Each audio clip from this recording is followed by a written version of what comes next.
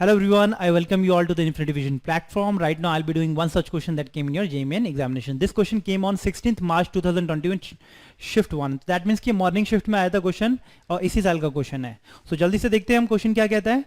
The time period of a simple pendulum is t. Already given है आपको. Inside a lift when the lift is stationary. मतलब एक lift बना लेते हैं हम. जल्दी से विजुलाइज करेंगे क्वेश्चन. एक लिफ्ट है, यहाँ पे एक सिंपल पेंडुलम रखा हुआ है.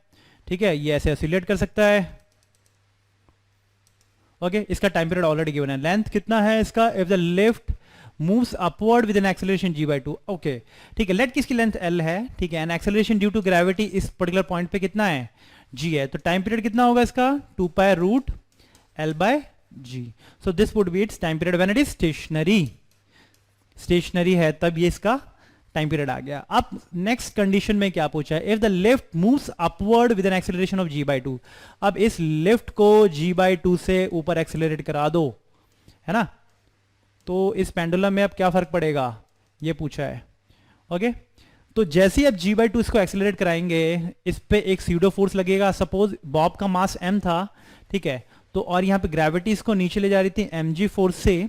तो अब if it is accelerating upward, so इस पे जो स्यूडो फोर्स लगेगा that would be equal to mg plus mg/2, है ना. So mg/2 is the pseudo force which will be in the same direction as the wait.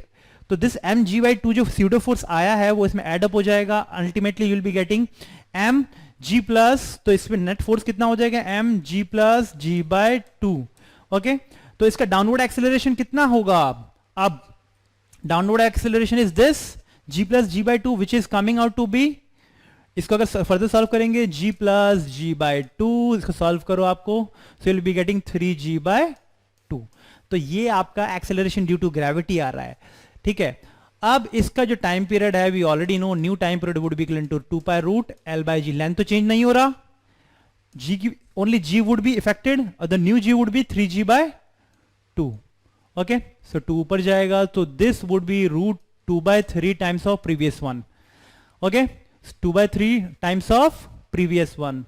So what would be the our correct option? So this would be the √2/3, which is the last option. This would be the correct option. Okay, I hope this thing is clear to everyone. Only you have to visualize this question if in the terms of pseudo force. So that means if it is accelerating upward or downward, the pseudo force always acts in the direction opposite to the direction of motion. तो ये चीज आपको याद रखना है. Pseudo force इस पे जितना इसका जितने से एक्सेलरेट कर रहा था मल्टीप्लाइड बाय इसका mass, that would be pseudo force. Okay तो वो इसको ऐड करने देंगे हम. तो आपने देखा होगा जैसे ये ऊपर जाएगा तो इसकी टेंडेंसिटी नीचे जाने की होगी, है ना, तो और ज्यादा फोर्स ये नीचे जाने की इसकी टेंडेंसिटी होगी. Okay so I hope this question is clear to everyone. Thank you.